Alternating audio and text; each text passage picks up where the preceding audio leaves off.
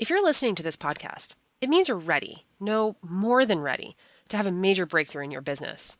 You're hungry for change and you're hungry for growth, and that's why you're feeding your mind right now with all this valuable information. But to drive those changes, to be really smart about what you're doing and to make the right choices before you take massive action, you need help from someone who's been there, someone who's going to coach you through it, even just someone to get you started on your journey. That's why Tony Robbins is offering a free one-to-one business strategy session from one of his top business coaches, a $600 value, completely free, no strings attached. That's right. If you're listening right now, you can go to tonyrobbins.com/CEO and sign up for a free session with a member of Tony's team who's helped business owners like yourself overcome their obstacles and set them on the path to success.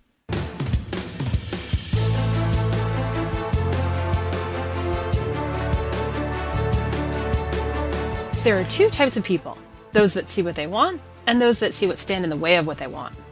Which type of person are you? This is just one of the questions that leadership expert Simon Sinek challenges you to get real about. Because when it comes to making real change in your life, you have to start with yourself. Why do you get up in the morning? How do you embody the vision you have for your life? And what value are you bringing to the table? Hey guys, it's Annie York, editorial director for Robbins Research International. In this episode of the Tony Robbins podcast, I'm sitting down with Simon to break down his 10 rules for success. Simon Sinek is the author of 4 best-selling books. Start with Why, How Great Leaders Inspire Everyone to Take Action. Leaders Eat Last, Why Some Teams Pull Together and Others Don't. Together is Better, a little book of inspiration. And Find Your Why, a practical guide to discovering purpose for you and your team. Simon's TED Talk on how great leaders inspire action has become the 3rd most watched talk of all time on TED.com, gathering more than 35 million views. And his unconventional and innovative views on business and leadership have enabled him to work closely with a range of clients, from the military to massive international conglomerates to even members of Congress. In this episode, Simon dishes out the practical advice and philosophical teachings that will get you to think, act, and communicate like a leader. Because real transformation starts with you. It's about knowing when to break the rules, stacking the deck in your favor, bringing your most authentic self to the table, learning how to be the last to speak, and always striving to embody the values that you set out for others to follow.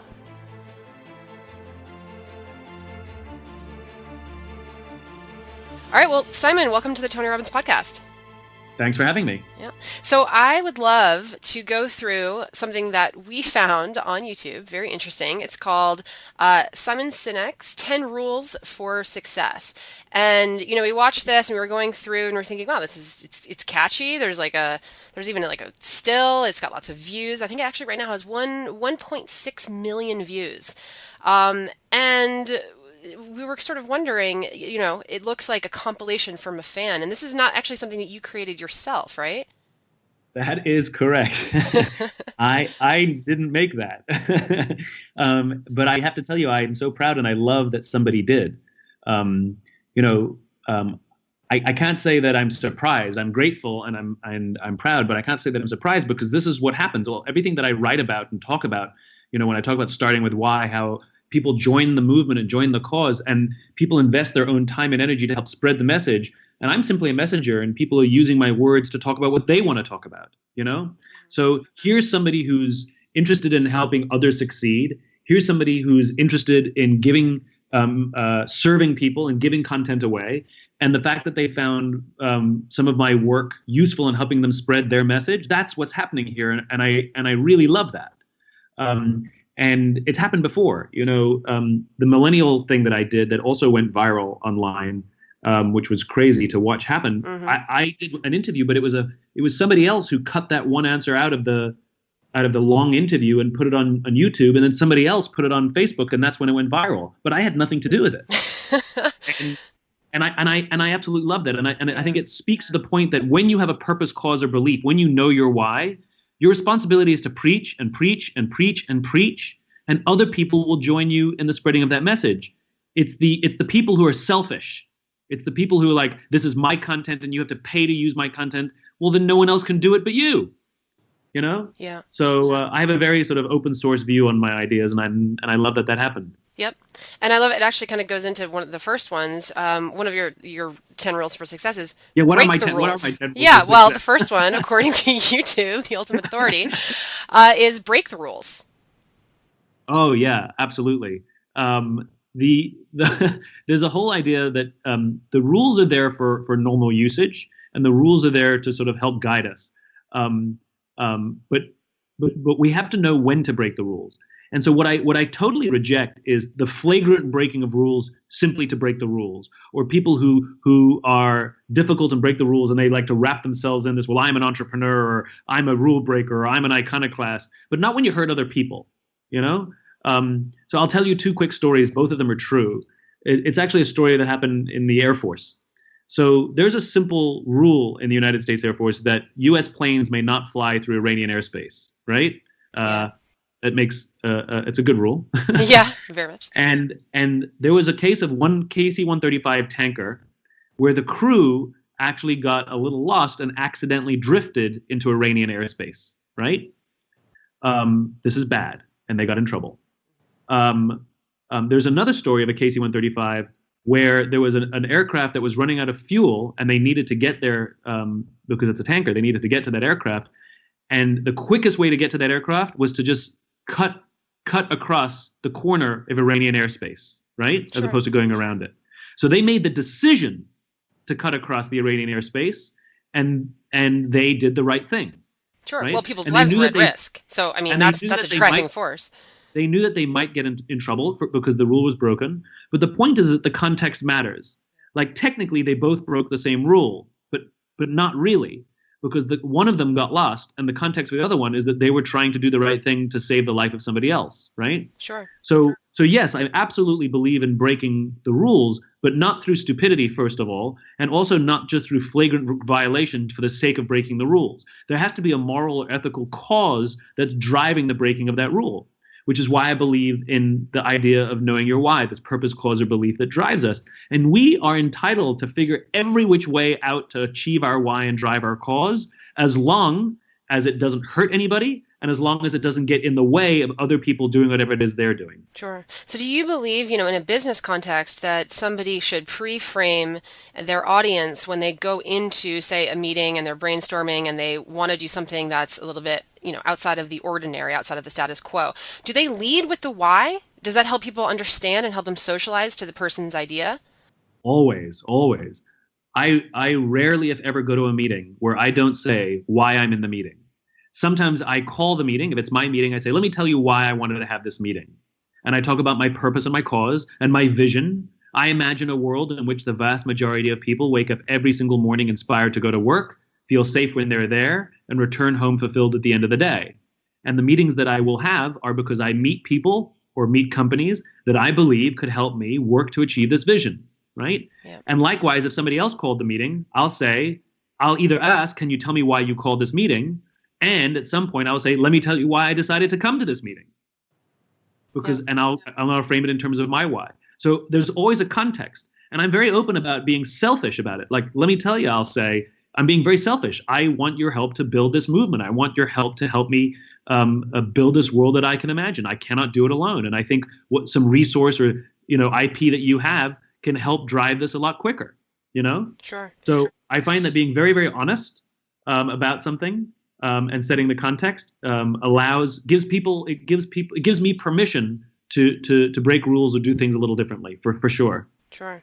So if you have you have a purpose, you have an outcome, a result that you want coming out of the meeting, going into it with that idea in mind, I mean, that certainly helps people help serve that, right? But in a larger framework, do you believe that everybody should have like a mission statement? Because you just stated yours very clearly. But I think if you asked a single person, anywhere, you'd say, okay, what's your mission statement? What's your purpose?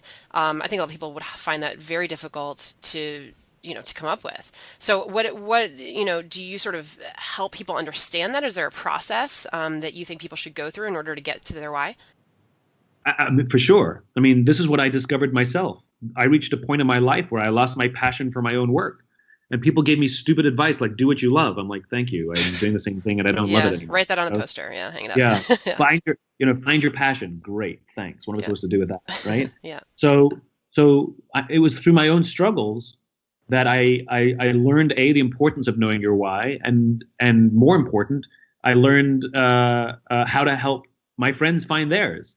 And my friends asked me to help their friends find theirs. And I used to do it for $100 on the side. Absolutely, you have to know your why. That's what I wrote in Start With Why. That's what absolutely I believe in that. And there is a process.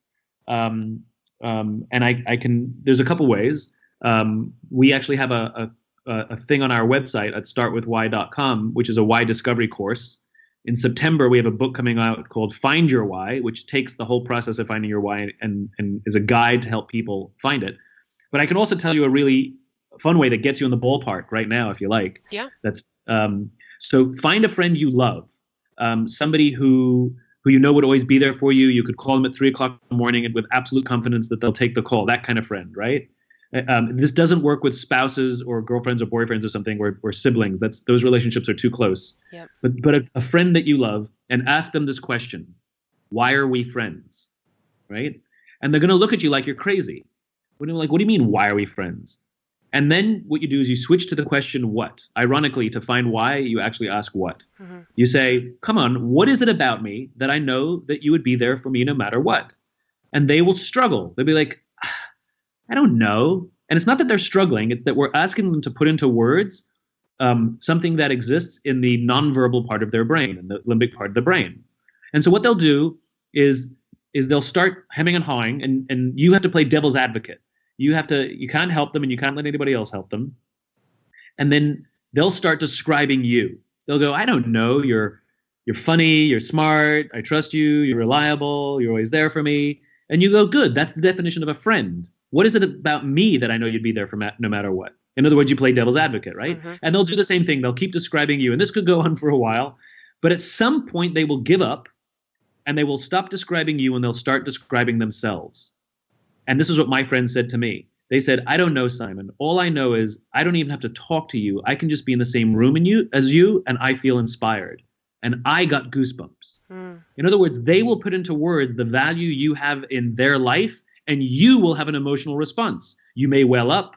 You may get goosebumps, whatever it is. They touched a nerve. This is your why. And you can do this with multiple friends, and they'll either say the exact same thing, or they'll come very close to saying the exact same thing, because your why is the thing you give to the world. It's the value you offer. And the reason your friends love you is because it's you.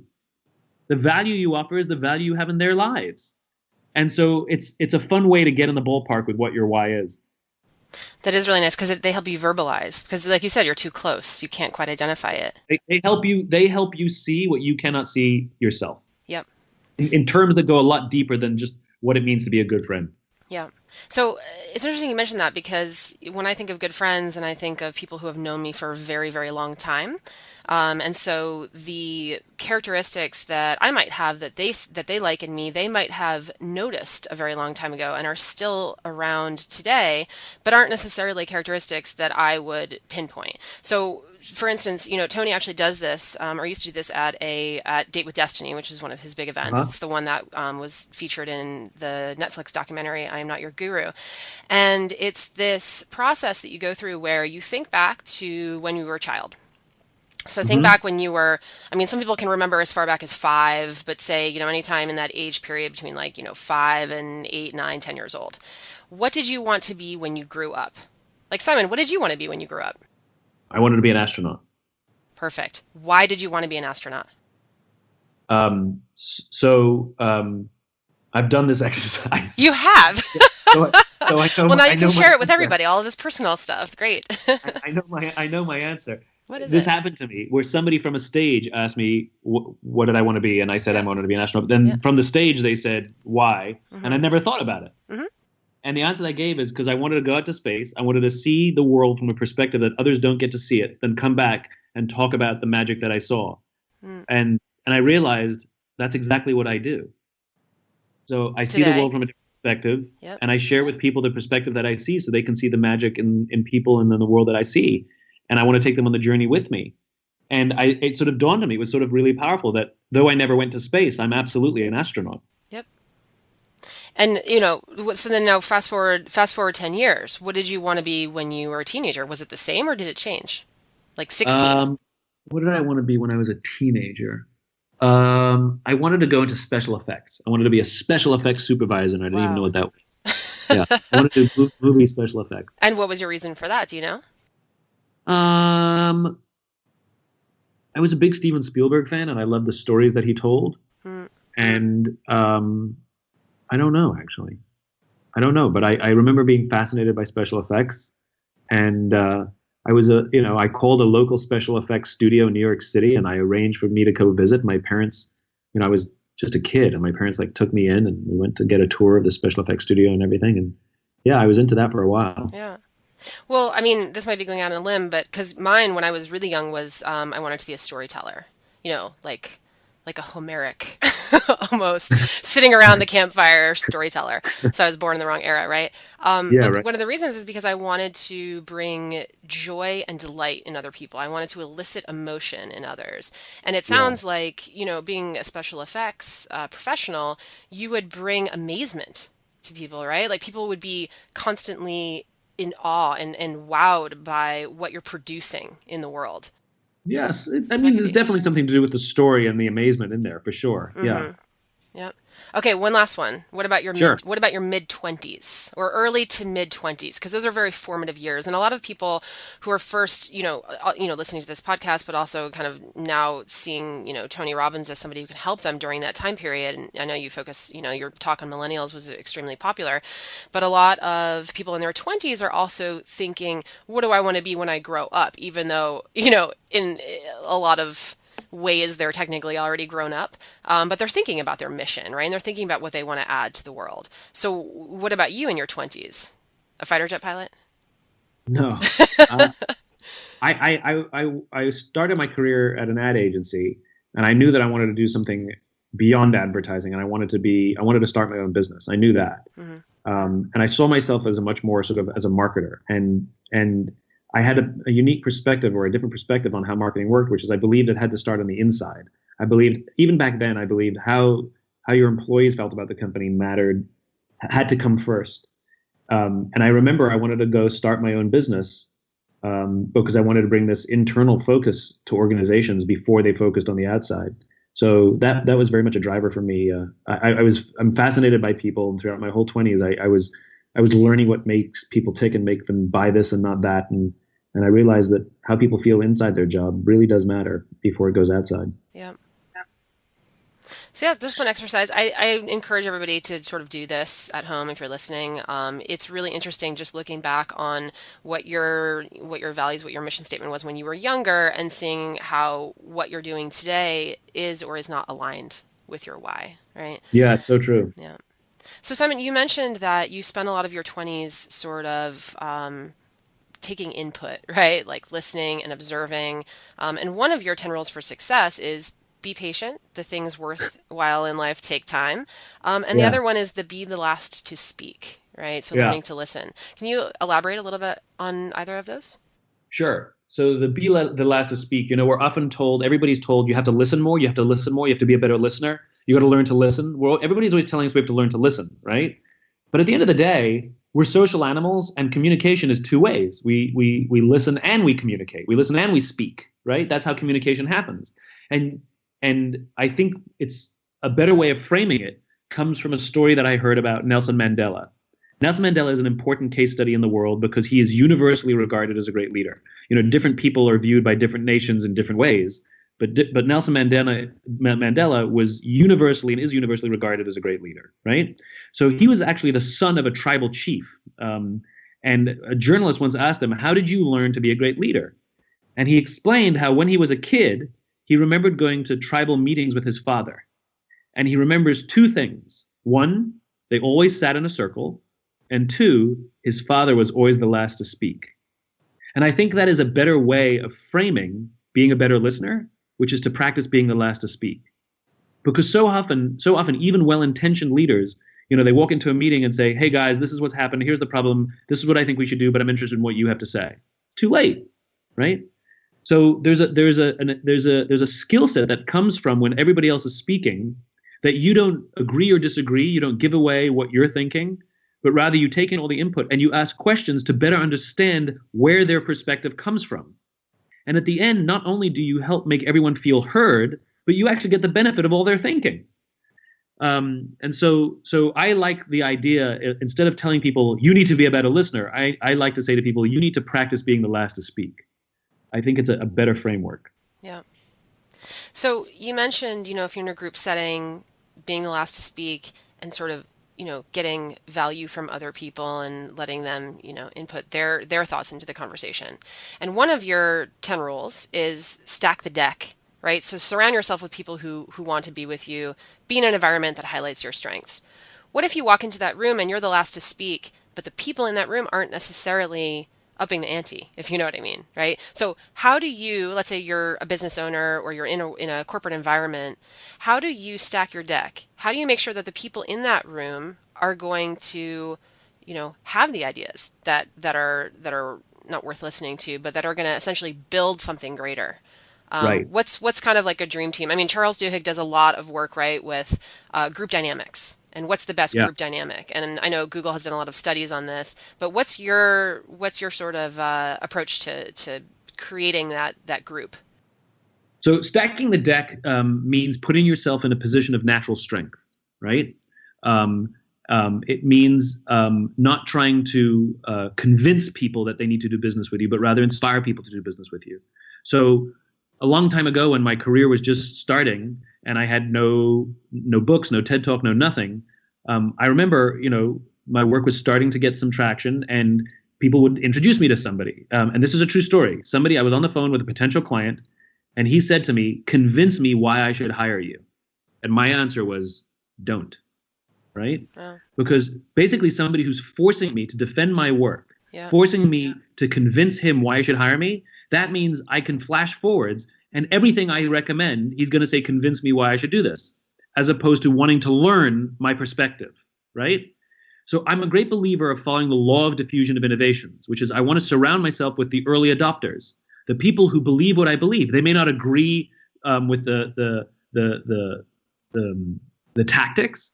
They may have differences of opinion. They may not think that I've got a fully baked picture, but they're like, you're onto something. I think there's something really interesting here, and I would love to work with you and see what we can do. Who understand that it's an imperfect process. And that's what stacking the deck means. It means working with people who are more likely to work together with you rather than forcing you constantly to defend everything you say and everything you do. In other words, it's based on trust and common values. That's what stacking the deck means. It's the same mentality as hiring for culture, not just for skills. It's the same mentality, which is you're stacking the deck that someone will more likely work out of love and passion and will work hard to solve the problem rather than just keep demanding more money or criticizing or being a thorn in the side just because they happen to be high priced and have some skill set that they help somebody else do, Yeah. You mentioned if they believe what you believe, they'll put their blood, sweat, and tears into it. That's exactly right. So that's what stacking the deck means. It doesn't mean cheating. What it means is putting yourself in a position where success is a more likely scenario simply because you've surrounded yourself with people who believe what you believe and share your vision and share your values, or you share theirs, and working with clients who feel the same way. And that doesn't mean that you can't explain your work, but when somebody says, convince me why I should hire you, then don't hire me, you know? Yep. Yeah, and you mentioned, when you work with clients too, you need to have that same belief system. And I think a lot of times, especially when people are first starting out and they're working with, third parties, or let's say they're trying to, sell their own services, they keep saying yes, right? And one of the, we have a whole thing, Tony Robbins, where he's like the power of no, learn when to fire your clients or not accept the job to begin with. And one of the things, and especially, young people run into this all the time, but they tell people what they think they want to hear. And that's one of your rules is you need to be authentic. So in some cases, I think people do that and it, kind of backfires on them early on, but in the long run, it pays off. Do you have any examples of that or, sort of expand on that? Yeah. So being authentic, it's a word that's thrown around too much, right? And so it's lost its meaning. Sure. But what it really means is saying and doing the things you actually believe. And being honest is actually really easy. All it means is you tell the truth. That's it, right? And that doesn't mean you have to be mean. People keep talking about brutal honesty. Nobody says honesty has to be brutal. It just has to be true. Yep. So when somebody says, do I look fat in these jeans? You can say, I like the other jeans on you better. right? Yeah. It's true and it's honest, but it's not mean, right? Well, it has to be constructive, right? It has to be It has to constructive, further right? purpose. Yeah. Exactly right. So, I think when we talk about being authentic, what it means is not trying to bend ourselves in knots and pretend something we aren't simply to land their business. That's like, saying you love the ballet because you're out on a date with somebody who loves the ballet when really you hate the ballet. Mm-hmm. It's good. The truth will always be revealed in time. So why not just out with it in the early days, know? Yep, absolutely. Because all you revealed later on is that you lied. Yep. That's it. Yep. And then you become untrustworthy. Then you become, well, at least somebody will doubt, it becomes selfish, doesn't it? I lied so I could win the business. Sure. Yeah, that benefits you, but I'm in the equation as well. You weren't trying to help me with whatever your service was. That's all you saw me with was as a dollar sign. You just saw me as, it's like that Looney Tunes cartoon where, Daffy Duck's really hungry and he looks at Bugs Bunny and he looks like a turkey. Yeah. He transforms. Yep. It's all about perspective. Like, yep. And you what just you need. you just see, that's all you see. You see me as a dollar sign. I thought you were trying to help me, So it's inauthentic and disingenuous. Yeah. So as part of that too, is I believe accountability, right? So one of your tips is take accountability. You can take credit for the good when you also take accountability and you take blame for the bad. What is maybe an example of something in the workplace or for a business owner that you think where that principle is applied? So it's really funny. Like I have a friend who invests money. And if he does well, he'll tell me it's because he's a genius. And if he does badly, he'll tell me because it's the market. Somebody else.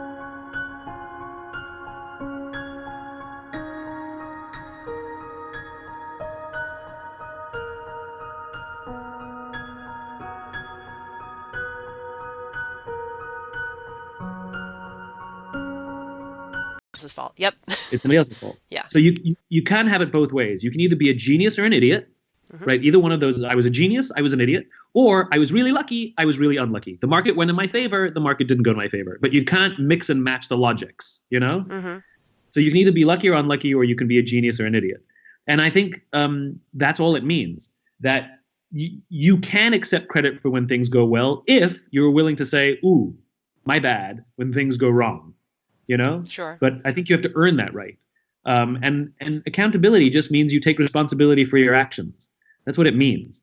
And so if something goes haywire, well, I mean, you see this in leadership a lot. You see someone struggling, and instead of yelling at them, you say to them, "You know what? My bad. I didn't give you enough training, or I assumed that you knew more than you did, and that's my bad. My bad. I am so sorry to put you in a situation where you were more likely to do badly. I feel awful." As opposed to yelling and screaming, Well, because then they'll go into fight or flight, and then also they'll get defensive. So it's a good way to And look, there are times when discipline is fine, and there are times where somebody did screw up, and there are times where, but it's amazing how often that when something goes wrong, it's amazing how the person who's in the position of authority takes no responsibility in that. Like, think about hiring and firing, right? We hire somebody thinking they're amazing, they don't work out, and then we tell them that they're stupid and that they're idiots and their performance is down, and we fire them. Well, do we take no accountability that we completely misjudged the situation, or maybe hired them based on all the wrong factors?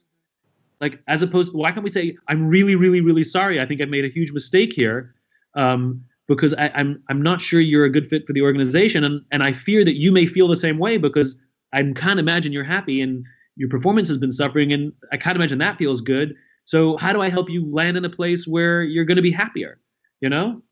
But instead, we walk in and we make an argument and we ask them to leave and we destroy their confidence on the way out. And we take no accountability for the fact that we had something to do with that scenario. Yeah. And when you do that as a leader too, and you take accountability and you say my bad, you're demonstrating humility, right? And humility, I think, is something that's so interesting today because we are in a world that has typically rewarded this sort of aggressive masculine dominance. Like I am right? Listen to me. So what, are you seeing sort of a transformation culturally and professionally that's starting to reward humility? And what's the sort of psychological effect of when you express humility? What does that do to other people? Well, look, it's embarrassing that I have a career, right? I talk about trust and cooperation, and there should be no demand for my work. Yeah. So let's see it as an opportunity that there is demand for this stuff and that it has been missing and now people want more of it. So it's not that there's been a transformation. We've always been attracted to the humble leader.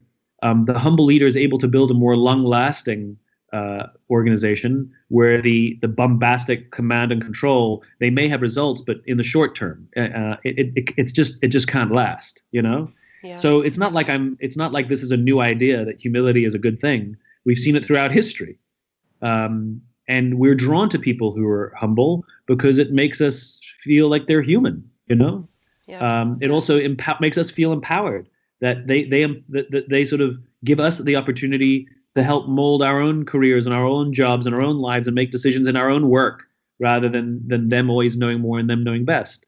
We of course we like people who are humble because they allow us to exercise our own strengths and talents. So that's not a new thing, but I am glad that there is a movement to reject many of the business philosophies that were popularized in the 80s and 90s, which is what you're talking about. Remember, the 80s and 90s were boom years of relative peace, and many of the business philosophies that were espoused back then that are still normal today were for those times.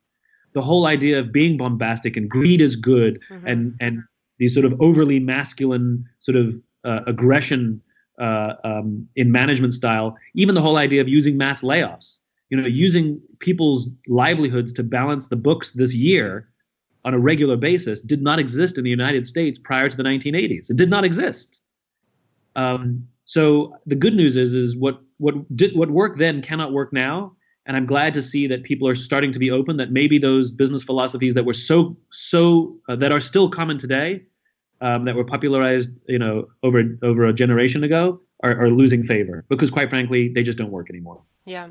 And there's so much transparency now too. I mean, if you are doing something, as a business that, that is something that is not in alignment with what people are demanding now culturally, you get called out on it. I mean, we hear about it every day. Yeah, exactly. And people are patient with you if they see you as humble and honest.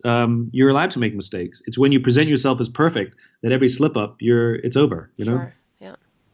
So presenting this idea of perfection, you talk about this quite a bit in terms of social media. People have this filter, and everything is, unicorns and rainbows on social media, and they're constantly comparing themselves to other people. But one of your rules for success is that you should not be using others as a benchmark for success, because the goal isn't to be the best every day, right? That's like a finite construction. That the infinite player knows that there are ups and downs, and sometimes you're ahead and sometimes not. So can you talk a little bit more about how you need to outdo yourself and not other people? Sure. So there's no such thing as winning business, right? You can win a game of baseball, right? You can win at tennis because the game is over, when whoever has the higher score at the end of whatever the period is, and that's it. We all go home. The game is over. But there's no such thing as winning the game of business, right? The game is infinite. And so I get a kick out of listening to people talk about beating their client, beating their competition, or being number one, or being the best, based on what agreed upon score, based on what agreed upon metric, based on what agreed upon time frame. You can be ahead and you can be behind, but you can never be the best because it's temporary. Sure. Right? And so it's a fool's game to try and outdo your competition, especially when you're picking your own metrics and you're picking your own time frames. So I may say I was the best this year, but over the course of 10 years, you're way behind. So what I find is that the best, longest lasting organizations that have the most success over time understand as you said, sometimes they're ahead and sometimes they're behind. Sometimes their product is better and sometimes their competition's product is better. But the goal isn't to necessarily beat their competition. It's to outdo themselves. And that doesn't mean that you ignore your competition. You can absolutely watch them and you can make tactical changes. But it's crazy to make a strategic change because of a reaction that your competitor does. Right. You're either always going to be Johnny come lately, or you're going to be all over the place. And you're assuming that they're running a rational business. You're assuming that they know what they're doing. We have no idea of their internal politics. Not to mention the fact that you don't even know who all your competitors are. You're picking based on the ones you know. That's not everyone, and that doesn't include all the startups that you've never heard of. Mm-hmm. So who are you really competing against? Abstraction, right? So we can drive ourselves nuts. So I found that the best organizations look to improve their systems to make their systems better than how they operated the week or the month or the year before, and to make their product better than it was the month or the year before. And that the way they hire, the way they communicate, the way everything they're doing, they're trying to make better than themselves. It's a constant state of improvement. Just like human beings. Wouldn't you hate to be friends with someone who's trying to be better than you? Yeah. Would you rather be friends with somebody who's just trying to be a better version of themselves? Absolutely. Organizations are exactly the same. When organizations are devoted to self-improvement, they outlast over the long term, and they're happier organizations. They're more fun to work for as well. And there's more room for innovation. Sure, because they're trying to out-innovate themselves, right? Not other people or other companies. They never, ever believe that they're the best, because if you're the best, then the game's over, right? Mm-hmm. Now complacency sits in, and you end up defending your position as opposed to advancing your position. And no one wants to be in a defensive posture. So it's a much more productive way to live and build an organization, to try and outdo yourself. Yep. And when you don't, you can be okay with it and be like, all right, let's try again. Let's figure out what didn't work there, and let's fix it for the next time, you know? Mm-hmm. Yeah, and that's something that you can also, if you have a culture of that and you sort of share that internally, then each individual person, I like that you say that businesses are essentially just like individuals. They're constantly trying to be the best version of themselves. But what's nice is that there's probably a trickle-down effect. When you run your business that way, then people will look at themselves that way within the organization as well. So you'll get people, sort of pursuing higher levels of professionalism or improving, their own strategies and tactics because they see that at a macro level. That's 100% true. Or the culture of the organization is how the people will operate and interact inside the organization as well. So an organization built on self-improvement means all the people themselves will be devoted to improving themselves.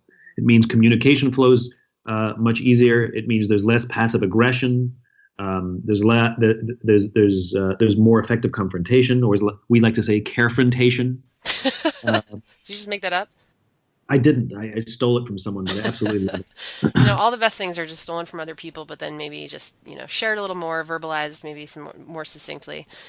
It's interesting you talk about competition and internal culture sometimes being not necessarily healthy. And today, the combination of that internal and external pressure equals stress, right?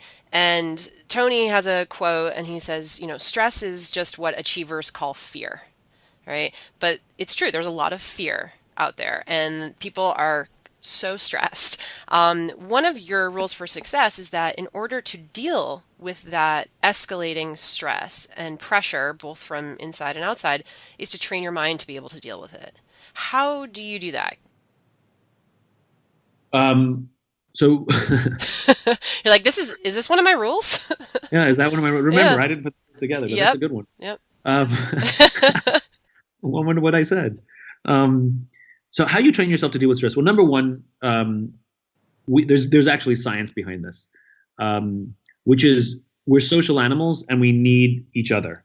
And so the stronger our relationships, the better capable we are to deal with stress. This is why people who are in happy relationships actually live longer than single people, believe it or not. Mm-hmm. This is why happy people have lower rates of cancer, heart disease, and diabetes than people who aren't happy. Sure. And it's the secret to longevity is happiness. Exactly. Yeah. Exactly. And the secret to happiness is relationships.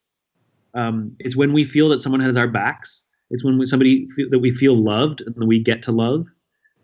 It actually is a good thing. And there's something to be said for coming home stressed and being able to say to somebody, can I tell you about my day? And they sit there and they listen, and you feel heard and you get it out, you know? So relationships are key to dealing with stress. And the other part is, if you're in a leadership position, you have to take responsibility for the people who work in your company, right? People talk about work-life balance. Well, work-life balance has nothing to do with how much yoga we do. Yeah. The imbalance we feel is that I feel safe at home, but I don't feel safe at work. I don't trust my boss. Yeah, I never thought of it that way. Yeah. That's the imbalance. And so you can do as much yoga as you want. It won't make that imbalance go away. It's sort of a temporary fix. You feel good in the moment, but then but the imbalance doesn't go away. People who have balance find that they have really good relationships in their personal lives, and they have really good relationships with their colleagues and their superiors and subordinates. You know? Yeah. And it's not like it's like a family. It becomes a family. Sure. You know, we actually love each other, cry together, care about each other. We fight like brothers and sisters, where we may scream and yell, but nobody fears losing their job, you know? And it's a very healthy environment. So that's what the imbalance is. And then if it's simply a question of workload and people who love you, they'll tell you you're taking the next week off, you know? Yep. So we can. So I think where we train ourselves to deal with stress, that's a big part of it. But I will tell you one story. I did think of another story as I was waxing philosophical here, which is about that I was watching the London Olympics, and I remember watching. They would always interview the athletes either before the finals or after the finals, or whatever it was. And it's amazing to me how many of the reporters ask the athletes the exact same question. Right? They would all ask, were you nervous? Or are you nervous? And almost all the athletes, I think 100% of them actually, they all gave the exact same answer. What they said? No. They said no. Okay. I was excited. They all said no. I was excited. Right? And if you think about what are the characteristics of nervousness? Clammy hands, your heart starts pounding, you start projecting to the future, right? Mm-hmm. Well, what are the characteristics of excitement? Clammy hands, your heart starts pounding, you start projecting to the future. Sure. Right? These athletes had learned to reinterpret the symptoms of nervousness as excitement. And so I remember I was on a plane once and there was some really bad turbulence and I got nervous and I actually said out loud to myself, this is exciting. And I actually relaxed. It was kind of incredible. Mm-hmm. So it's the meaning of words. Yeah, you transform your words. So it's reframing the symptoms and experiences we have into something that basically is the same thing. So the next time somebody gets stressed out or nervous at work, literally to say out loud to themselves, well, this is kind of exciting. Like, how is this going to work out? This could be very new and different. Mm-hmm. This is exciting. This could be a new kind of journey, So I think reframing is a big part of learning how to deal with stress. Sure. I think, we also have a system here. It's like a buddy system. It's not just an accountability partner, but it's also somebody who can help you reframe. So, I think what you said about building deep, meaningful relationships in the workplace, that seems pretty rare these days. And I think you even mentioned too, a lot of it starts with the fact that people walk into meetings and there's a phone on the table, and it doesn't matter if they're paying attention to it or not, it's an immediate obstacle. And so people don't have the level of, some people would say small talk, but small talk does matter, and it allows people to build relationships over time. When you have those types of relationships, then you have somebody who's going to call you out. Let's say they see that you look a little nervous. They can also help you reframe that into a feeling of excitement. Or simply asking, are you okay? Yep. I know. It's amazing. I don't think people actually do that anymore. How are you feeling? And actually care. That's the important. Asking how you're doing and actually caring is how a friend of mine defines great leaders. Yep. Are there some things that leaders can do, small things, other than the removing phones, but, because it's so popular these days to call culture building things like, oh, we're going to have a foosball tournament or we're going to happy hour. And they almost seem like things that should be creating these relationships, but in some ways they almost stand as an obstacle to them. Are there some things that business owners can do, you think, that would help cultivate those relationships or create an environment where people can feel like they can build a family at work? So we have to understand the interplay of intensity and consistency, right? Mm-hmm. You can't go to the gym for 9 hours and get into shape. It doesn't work. Mm-hmm. But if you work out every single day for 20 minutes, you will absolutely get into shape, right? The problem is I don't know when, right? Yeah. So intensity is like going to the dentist twice a year. But if that's all you do, well, your teeth will fall out. You have to brush your teeth for 2 minutes in the morning and 2 minutes in the evening every single day. Now, the question is what does brushing your teeth for 2 minutes actually do? The answer is nothing, unless you do it every morning and every evening, every day. And it's much harder to measure, right? But we know 100% it matters and it works. I know 100% if you work out every day, you'll get into shape. I know 100% if you eat healthy every day, you'll be a healthier person. I know this 100%. The problem is I don't know when. And the worst part is it works at different times for different people, right? So it's the same thing here. The foosball tournament, the company picnic, the holiday party, the holiday party, they're all good and fine, but those are acts of intensity. Yeah. And what really matters are the acts of consistency. The tiny, tiny, tiny little things that by themselves actually do nothing, but in combination and accumulation actually are more significant in creating a healthy culture. Things like saying good morning to each other. Things like putting your phone away when somebody's talking to you. Things like going out for lunch with each other on a regular basis without cell phones on the table, right? Just let's go out for dinner. Things like asking someone if they need help. Things like if you're the last person to have a cup of coffee, you make the next pot, even though nobody was there to see you do it. Things like roaming the hallways if you're in a position of leadership and just checking in on people, seeing if there's anything they need to do their jobs better. Things like practicing empathy, that when someone's struggling, instead of walking into their office and saying, your numbers are down for the third quarter in a row, we've had this conversation before, if you don't pick up your numbers in the fourth quarter, I don't know what's going to happen. Instead, you walk into their office and say, your numbers are down for the third quarter in a row, we've had this conversation before, are you okay? I'm worried about you. This is not like you, right? Like these little things that by themselves do nothing. As I said before, asking somebody how they're doing and actually caring about the answer. But if you do all of these things, or at least a number of these things and many more, what starts to happen is trust builds, cooperation builds. It's like friendship. It's like falling in love. Buying flowers on Valentine's Day and remembering their birthday is not what makes somebody fall in love. It's the little things you do on a daily basis that make somebody realize and discover, oh my God, I've fallen in love. But I don't know how long it takes, and I don't know what day it's going to happen. And the worst part is, once you are in shape, once you are healthy, once you are in love, you actually have to keep doing all those little things every day. You can't stop. You can't get into shape and then stop working out. You have to get into shape and then keep working out. So it's the same thing. It's the consistency. You need it to get to the point of a healthy culture, and you need it to stay healthy. It's interesting because all of these small things, I think philosophically we understand that. And a lot of business owners use that same approach when it comes to business. So, if you asked one of, Tony Robbins' business clients, he said, what do you think is more impactful, running a giant $1 million ad campaign or making these 10 changes, increasing operational efficiency in your manufacturing center by staying open 15 to 20 minutes later. Balance, right? There's all these small little, he calls them 2mm adjustments, hiring one more salesperson in an emerging region for your nationwide business. I mean, these are the things that make the long-term impact because, like you said, just like social interactions, they compile over time, and it's almost like, making a snowman, right? And you're rolling the ball and it gets bigger, bigger, bigger. At the end, you have this amazing result, but it takes time to get there. I'll tell you a funny story. So I spoke at a conference of all the people who run loyalty programs, right? So they run all the points and loyalty programs for hotels and airlines and all that kind of stuff, right? Wow, yeah, that's a big strategy. Yeah, it's big. Yeah, and so I told a story where I shared a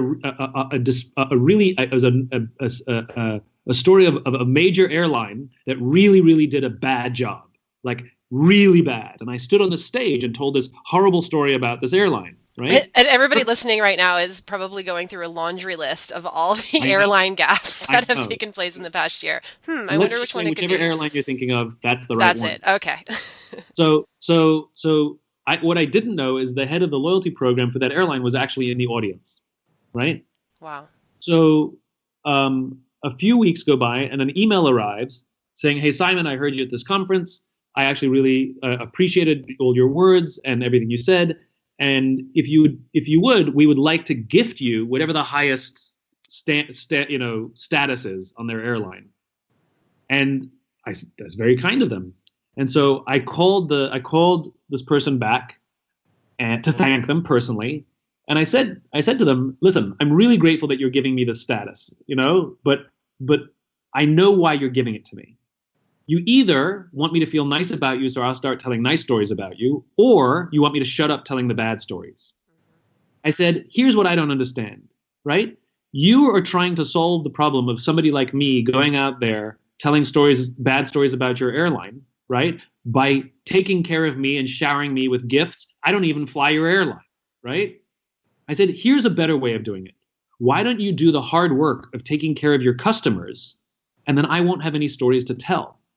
I said, or even if what I suffered was an anomaly and I still tell my story on the stage, everybody will just say, oh, you probably just had one bad experience. They're not like that, right? Like if I tell a bad story about Southwest Airlines, nobody's going to be like, yeah. Everyone's going to be like, well, you probably just had a bad experience, right? Because they're consistently good. Yeah. So if you're just consistently, why don't you invest in little things about taking care of your customers? And that's how you can cut me off at the knees, right? Not by showering me with gifts. So it's exactly what we're talking about here, which is, unfortunately, it takes longer, and it's the consistency. We don't know exactly when it's going to work, but it's much more effective, and the impact lasts much longer. So I'm all about focusing on doing the right thing lots of times, rather than trying to sort of cheat the system and just do it once or twice with big things. Sure. Yeah, looking at sustainability as opposed to the quick fix and that sort of, hacking mentality. Yeah, and the intensity is fine. Like the big stuff matters, but not when it's the only thing. Right. Yeah. Well, Simon, we've gone through your 10 rules of success, and it's obvious you have a lot more. So I would love to maybe point this audience toward where they can learn more about your past work. And also, you had mentioned a few upcoming projects. So maybe just a little reminder of those. Sure. I'm on all the usual places: LinkedIn, Facebook, Instagram, Twitter, what else? Websites, all the usual. Just Google your name. I'm in all the usual places. We have a great website, startwithwhy.com, that has a whole bunch of resources, and it's got a great media library. So if you want to go see, I think we have a compilation of Simon's greatest hits, and a couple books coming out. I have a book called Find Your Why, comes out in September, which I'm really excited about. It sort of picks up where Start With Why left off. I made the case for this thing, the why, and now this book brings it to life. Great. Yeah, and for all the business owners listening out there, these are the types of things too that make great gifts for your employees. I mean, I think it's one of those things that if employees feel supported in understanding their purpose and how it is in alignment with the organization, that does build a long-lasting relationship. So I know there's actually somebody right here who was gifted Start With Why, and he was like, wow, it shows a lot of thoughtfulness and respect for that person's sort of individual aspirations. So just something to throw out there for you guys. Thank you. Yeah. I actually wrote a book to be given as a gift. There's a book I wrote called Together is Better. Oh, right. It's very visual, right? Yeah. And the first page says to and from. I actually wrote it to be given as a gift. Wow. It's to be given as a gift to people who you want to say thank you to inspiring you, or people you want to inspire. So yeah, I'm all about the acts of gratitude. Yeah. Great. Well, Simon, thank you so much for your time. This has been extremely insightful and enjoyable. So. Oh, thanks so much. Feelings mutual. Thank you so much. All right. The Tony Robbins podcast is directed and hosted by Tony Robbins and Mary Buckheit. Annie Org is our editorial director and occasional host. The podcast is produced by Carrie Song and Tyler Culbertson. Jamie Carvajal and Adriel De La Torre are our digital editors. Special thanks to Diane Adcock for her creative review. Copyright Robbins Research International.